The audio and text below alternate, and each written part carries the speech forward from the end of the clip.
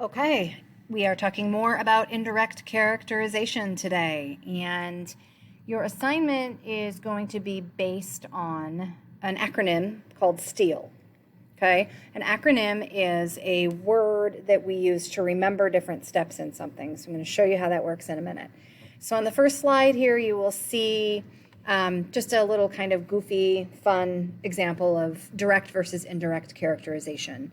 We know that in direct characterization, this is when the author just flat out literally tells us something about a character. The example here is Mike was a poor chap who lived in a small house. And you have this little devil or antagonist, the villain, saying this about Mike. So the Mike might be saying something very directly that is intended to make the protagonist look bad. Okay? And then indirect characterization would be when we don't see something told to us directly, okay? The author doesn't say, oh, well, Mike was poor and he lived in a crappy house. The narrator or somebody in the story might say to us, wealth never knocked on Mike's doors, which is kind of a nicer way of saying Mike doesn't have any money, Mike's poor, okay? And we can assume lots of other things based on that.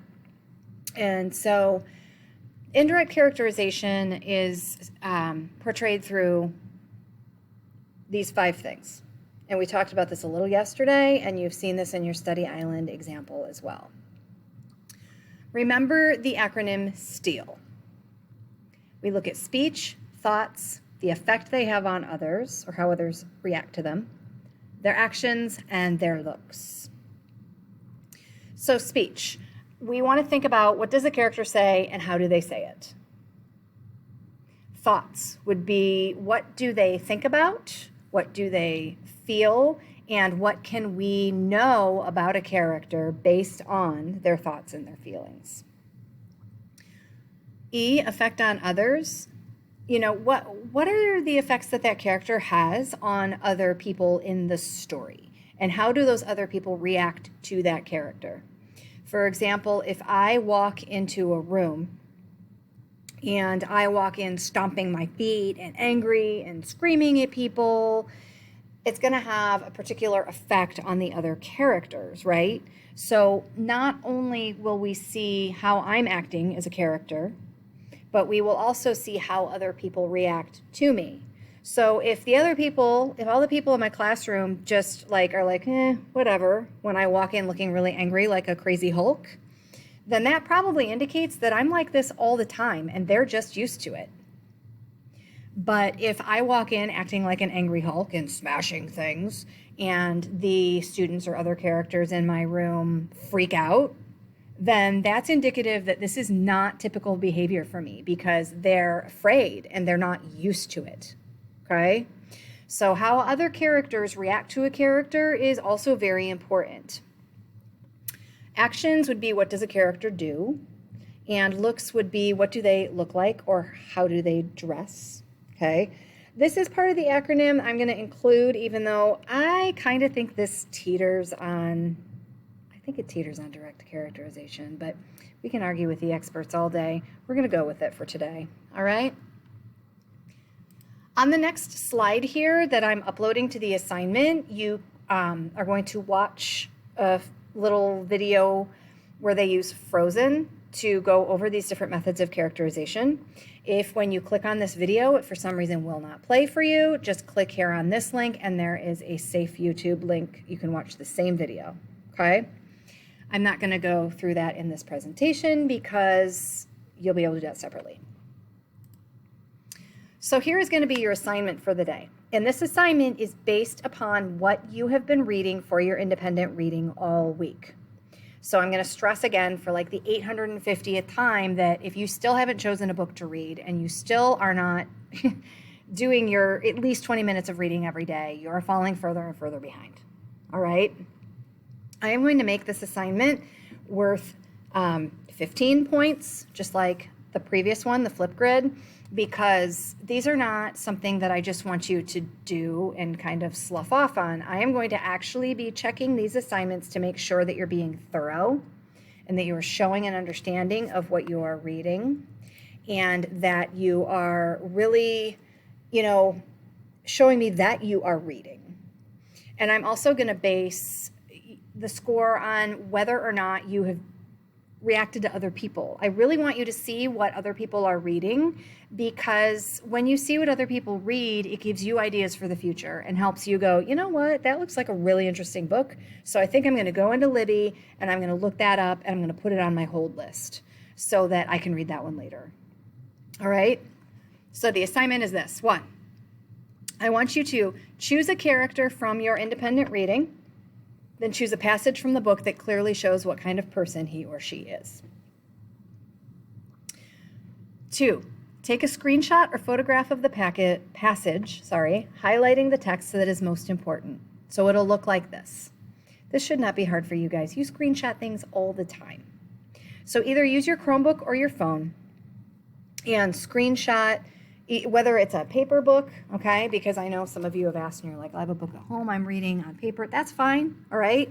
Or if it's on Libby, you just go ahead and screenshot it and then save it, and then just use the edit tools to highlight the portions of the text that are most important. 3, go ahead and claim a slide on this presentation. You guys have done this before. I have like 61 slides here, because I have about 60 students. I might add a couple just in case. Just find one and put your name in it. Okay, so if I look here, this is my sample slide. So I put my name here. I choose a slide that has not already been taken by somebody else because I'm using my Roar core values and I'm respecting other people's work. Book title, I'm going to put it here. Grasshopper and the Owl. Okay, because that was the story that I took the picture from. The character here is Owl. And then put that screenshot right here where it says insert the screenshot of your passage here. Then I want you to go through here, through Steele, and I want you to tell me all of the things that you can learn about your character from this passage based on something that they say, something that they think or feel, the effect they have on other characters in the book, things that they do, how they look. You may not be able to thoroughly fill out every one of these based on your passage. I'm asking you to aim to have at least 3 of the 5 thoroughly completed. Okay? The more the better, but I know that choosing one single passage out of your book is not necessarily going to cover all 5 of these things. So make sure you cover at least 3 of 5. And I want thorough examples, okay? Let's just use speech here. So the owl is talking to the grasshopper, okay? And the owl really wants to get rid of this stupid grasshopper because the grasshopper is annoying him with her chirping. And the owl says, addressing herself to the grasshopper, she said in her most pleasant manner, as I cannot sleep for your song, which, believe me, is as sweet as the sound of a harp, I have a mind to taste some nectar which I was given the other day. Won't you come and join me? So I might put in here that, the grasshopper is super, super sweetly talking to the grasshopper. The owl is sweetly talking to the grasshopper because the owl wants to sound like she is really, really nice and being inviting and being friendly. And when she speaks that way, really, she's being tricky and sneaky because what she plans to do is just eat the stupid grasshopper so she doesn't have to listen to it anymore, okay? So, her speech, the thing that she says here tells us something about her character, which is that she is willing to say something that is, what's the word I'm looking for? She's being tricky, okay? She's being insincere, but she's also being very kind and kind of charming about it, all right? So we can learn a lot about characters based on their speech, their thoughts, their effects on others, their actions, and their looks. I should see several sentences in each of these boxes, and if I don't see several sentences with explanations, reasons, and evidence from the text in each of these boxes, you're not going to get full credit. Okay? So claim your slide. Don't mess with anybody else's slides. Be nice. Okay? So the last direction I've given you on the assignment, okay, is number 4. Well, really, it's the second last. When finished, check out some other students' slides and make at least one helpful and meaningful comment about their work. By helpful and meaningful, I mean you go ahead and see what several people have to say. Choose one. And you can just make a suggestion for how they might improve their work, or you can make a compliment on their work if they think they did it very well and tell them why. You know, you really used a lot of great textual evidence here, Isanuel. Your, examples are really awesome. Or, whatever. So I want you to make sure that when you comment, you're not just saying, good job, or whatever, because that means nothing. This is also my way of getting you to look at each other's things so that you can get ideas and see what other books you like. Okay? Then finally, please make sure that you hit turn in on Google Classroom when you finish. If you don't hit turn in, I will assume that you're not done and you won't have credit. And please make sure that you actually have completed your slide before you hit turn in, because it is the oldest trick in the book to just hit turn in without doing the assignment. I am not just going to give you your points without actually checking, so don't even bother. Okay? If you have any questions, there are a million ways to get a hold of me. We have discussed all of them. Also, please make sure that you are showing up to Google Meets. Remember that there are 2 available per week. One is at 6 o'clock on Tuesday nights, and one is on Thursday nights at 4:30. And you guys have a lovely rest of your day.